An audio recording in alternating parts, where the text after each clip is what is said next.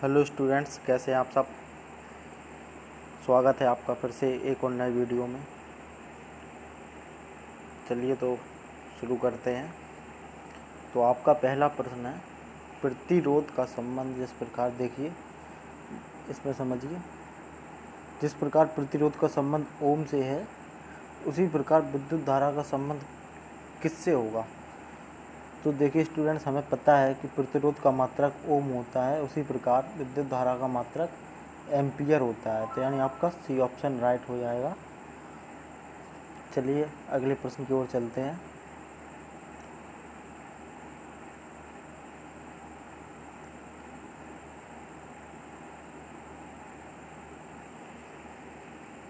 चलिए इसे देखिए, UHCDN BDO BIDEO, UHCDN से BIDEO हुआ, यानी इसका संबंध हमें समझना है। और O के ZXDQ से क्या होगा। तो देखिए U से V कैसे हुआ, +1 हुआ, U के बाद V आता है, U से V +1 हुआ, और H के बाद I हुआ, +1 हुआ, और C के बाद D आता है, +1 यहाँ भी हुआ, और D के बाद E आता है, +1 यहाँ भी हुआ, और N के बाद O आता है। तो यहाँ पे इस प्रकार से हुआ है। चलिए तो हम इसको समझेंगे कैसे हुआ है। तो O के बाद देखिए बच्चों P आता है, और K के बाद L आता है, और Z के बाद A आएगा, ठीक है, और X के बाद Y आएगा, और D के बाद E आएगा, और Q के बाद R आएगा, यानी आपका प्लेयर हो जाएगा।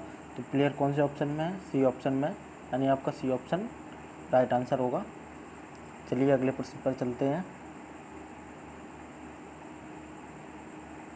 चलिए इसे देखिए, 64 से 8 हुआ, 289 का संबंध किससे होगा। तो देखिए कैसे होगा, 64 से 8 कैसे हुआ। तो देखिए 64 का हमें पता है, 64 का स्क्वायर रूट कितना होता है, 64 का स्क्वायर रूट 8 होता है। तो उसी प्रकार 289 का स्क्वायर रूट बच्चों 17 होता है, 17। तो यानी कौन से ऑप्शन में 17 है, ए ऑप्शन में 17 है। तो यानी आपका आंसर 17 ए ऑप्शन हो जाएगा। चलिए आगे देखते हैं। देखिए बच्चों इस प्रश्न को भी देखिए, 13 से 156 कैसे हुआ इसको समझेंगे, और फिर 17 का संबंध किससे होगा।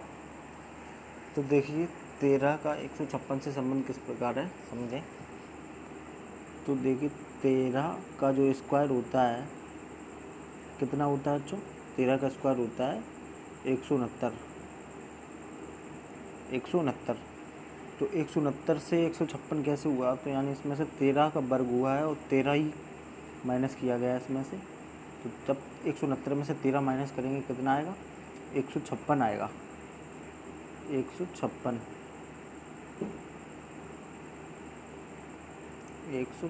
आएगा। तो देखिए 156 आया। उसी प्रकार अब 17 का संबंध किससे होगा वो हम चेक कर रहे हैं। देखिए कैसे होगा। तो 17 का स्क्वायर कितना होता है, 17 का स्क्वायर होता है बच्चों 289, ठीक है। अब 289 में से हम 17 माइनस करेंगे, 17 माइनस करने के बाद कितना आएगा, 9 में से 7 गया 2 आएगा, और इधर 7 और 272, यानी आपका कौन से ऑप्शन में 272 है, सी ऑप्शन में। तो यानी आपका राइट ऑप्शन सी होगा।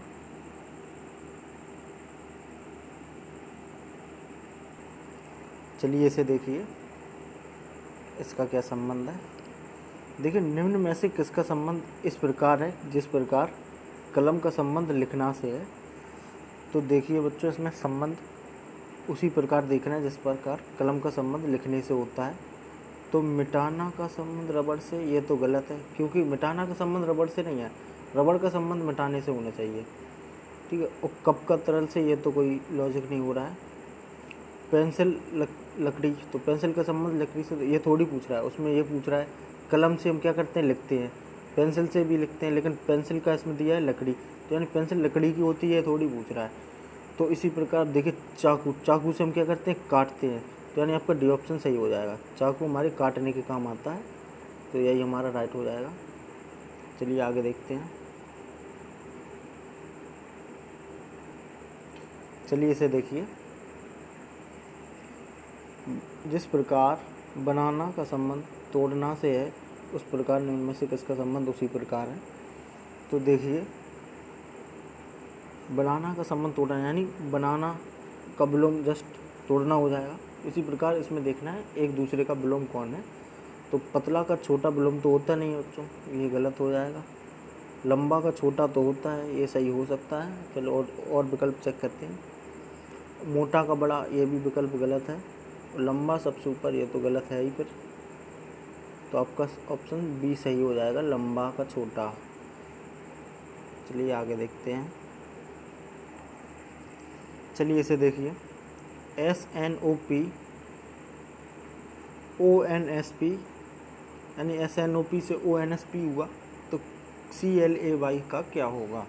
देखिए ONSP कैसे हुआ, तो देखिए बीच के जो दो अक्षर हैं N और O, उनका क्रम बदल के अगला पद में शुरू में लिखा गया। तो देखिए NO है, तो O को पहले लिखा गया, उसके बाद N को लिखा गया, और शुरू के जो दो लेटर हैं S और P, उनको उसी क्रम में लिखा गया है, बस बाद में लिखा गया है ऐसे। तो अब CLAY से कैसे होगा, तो CL, इनके दो बीच के लेटर L और A हैं, इनका हमें क्रम बदलना पड़ेगा। तो A हो जाएगा, A के बाद L हो जाएगा, और C और Y इनके लेटर हैं, तो यानी C पहले आएगा फिर Y आएगा, यानी ALCY। ये आपके जिस ऑप्शन में होगा वो राइट ऑप्शन हो जाएगा, यानी आपका A ऑप्शन में है ये, तो ये आपका ऑप्शन सही हो जाएगा। ठीक है, चलिए आगे देखते हैं। देखिए जिस प्रकार नदी का संबंध धारा से है, जिस प्रकार नदी का संबंध धारा से है, उस प्रकार महासागर का संबंध किससे होगा। तो देखिए बच्चों, नदी में जो जल का प्रवाह होता है, जल का बहाव होता है, वो धारा के रूप में होता है, और महासागर में जल का प्रवाह होता है वो प्रवाह होता है, यानी जल का जो बहाव होता है वो प्रवाह के रूप में होता है। तो यानी आपका ऑप्शन ए हो जाएगा। चलिए आगे समझते हैं।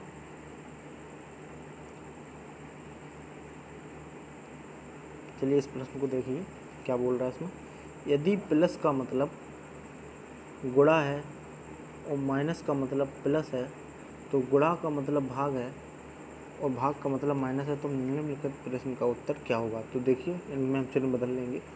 गुणा का मतलब क्या है बच्चों, गुणा का मतलब भाग है, तो यानी यहाँ पे हम भाग का चिन्ह लगा लेंगे, बदल लेंगे प्रश्नानुसार। और माइनस का मतलब प्लस है, तो यहाँ हम प्लस कर लेंगे।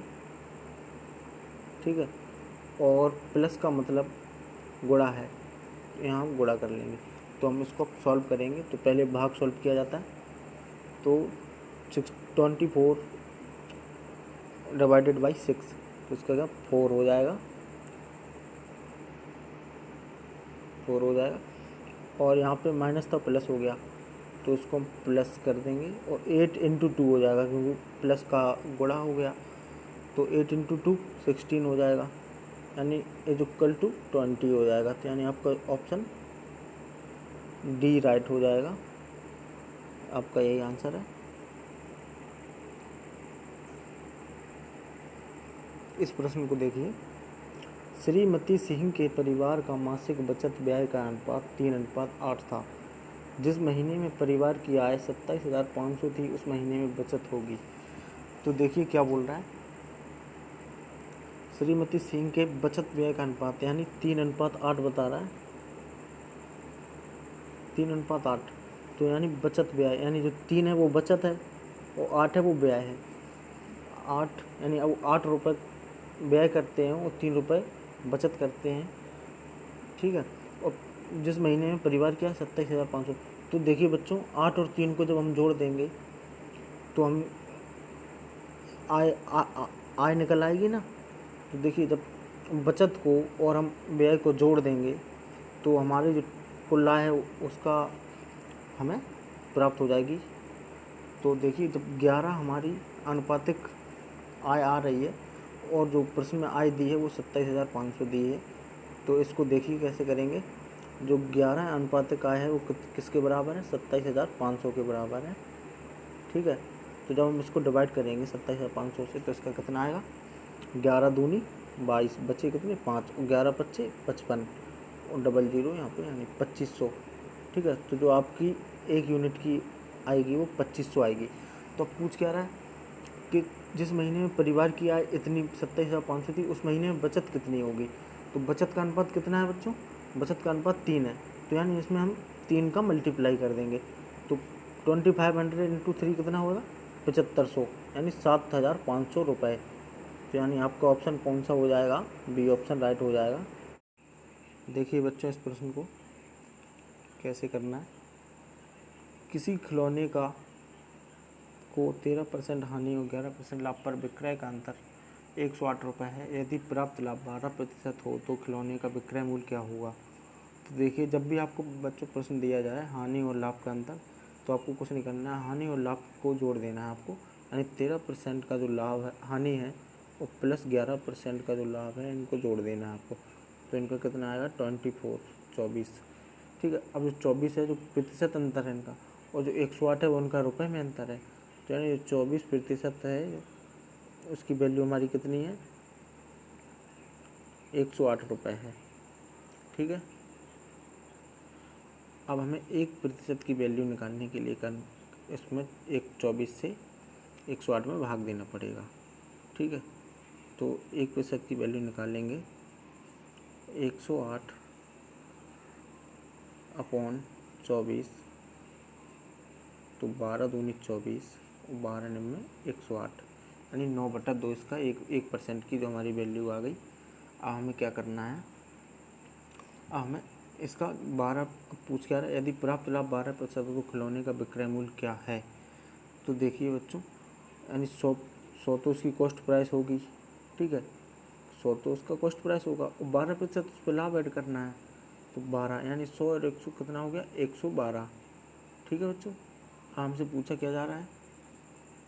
तो देखिए इसको कैसे करेंगे। तो 1% की हमारी जो वैल्यू आई थी कितनी आई थी 9/2। तो हमें अब पूछा जा रहा है 112, तो हम इसमें 112 से मल्टीप्लाई कर देंगे। तो जब 2 को हम 112 से डिवाइड करेंगे 112 को 2 से, तो हमारा कितना आएगा 56।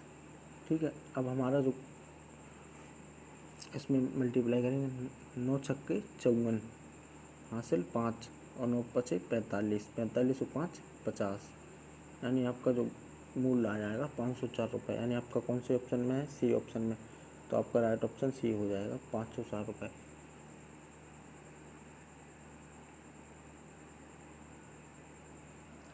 बच्चों इस प्रश्न को देखिए क्या बोल रहा है इस प्रश्न में। किसी संख्या का 45% अगर 135 है तो वह संख्या क्या है। तो देखिए किसी संख्या का 45%, तो माना वह संख्या x है। ठीक है, मान लेंगे हम वह संख्या कितनी है, वह संख्या x है, वह संख्या x है और उसका 45% कितना है 135, यानी x का 45%। ठीक है, 45% में परसेंट का सिंबल हटाएंगे तो अपन में 100 कर लेंगे। ठीक है, ठीक कितना है 135 है, 135। तो जब हम x की वैल्यू निकालेंगे तो हमको क्या करेंगे, x बराबर 135 गुणे 100 बटे 45। ठीक है, तो 45 तो 5 से काटेंगे, 5 9 45, 5 दूनी 10, 5 दूनी 10 कटेगा यहाँ पे और बचे 5 7 35 और 9 से काटेंगे, 9 तिया 27, 3 इंटू 100 कितना हो जाएगा 300। तो यानी आपकी वो संख्या 300 है, यानी कौन से ऑप्शन में है, डी ऑप्शन, यानी डी ऑप्शन आपका राइट हो जाएगा। बच्चों अगर आपको समझ में ना आ रहा हो तो माफ़ी चाहूँगा, अभी इतना ही साधन है।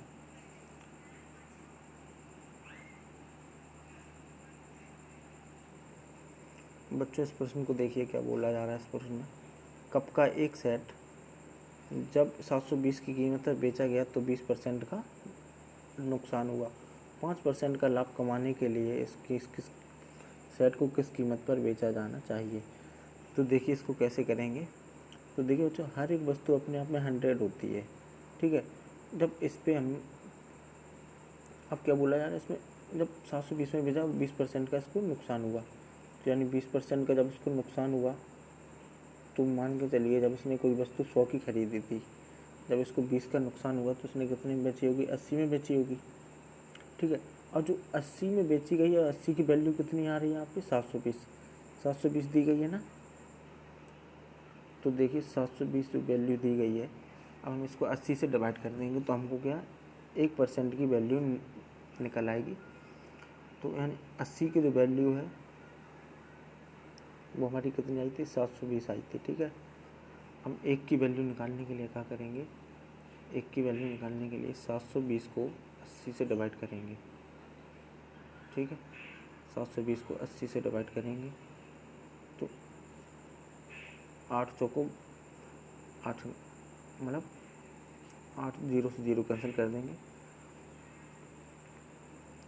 8 9 72, यानी 1% की जो हमारी वैल्यू आएगी वो 9 आएगी, ठीक है।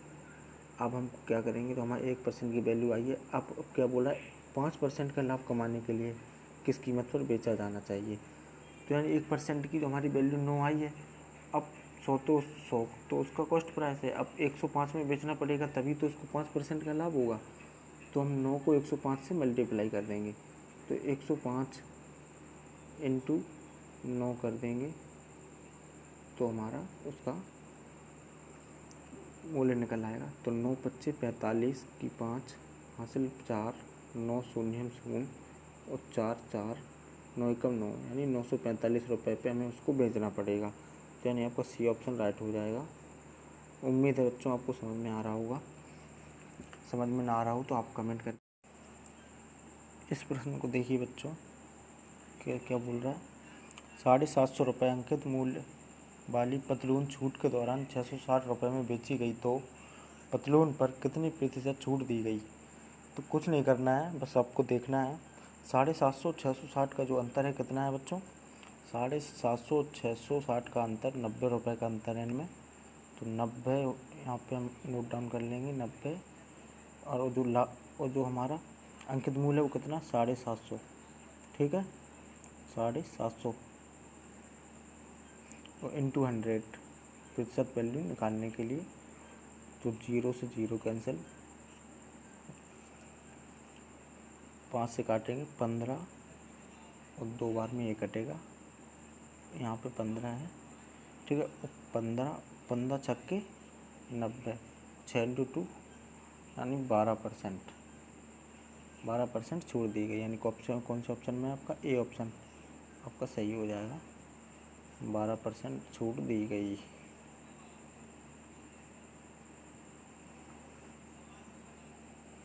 चलिए इस प्रश्न को देखिए।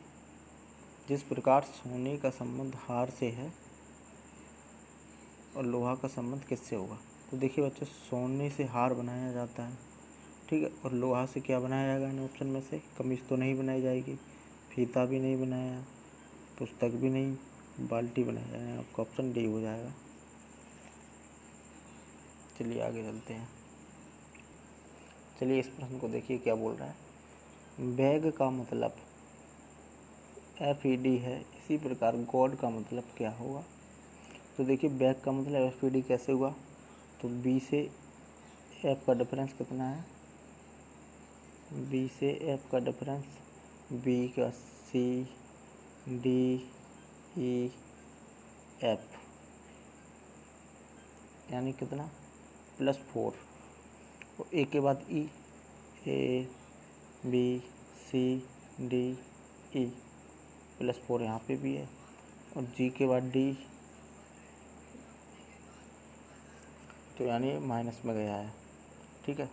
तो D के बाद यानी अब D से गिनेंगे हम इसको, ठीक है। तो D से G, तो D के बाद D E F और G, EFG यानी -3 हुआ है, यानी जी से है। और हम इसको देखेंगे तो +4, तो जी से +4 कितना,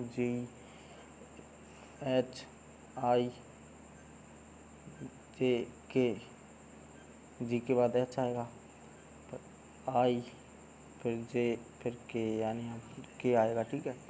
और O के बाद +4, यानी O के बाद क्या था, P के बाद Q, फिर R, फिर S, ठीक है। और D के बाद हमको कहना -3 में जाना है, तो D के बाद माइनस कौन सा आएगा, C, फिर आएगा B, C के बाद B आएगा, B के बाद A, यानी KSA। आपका कौन सा ऑप्शन में KSA आ रहा है, ये ऑप्शन में है आपका।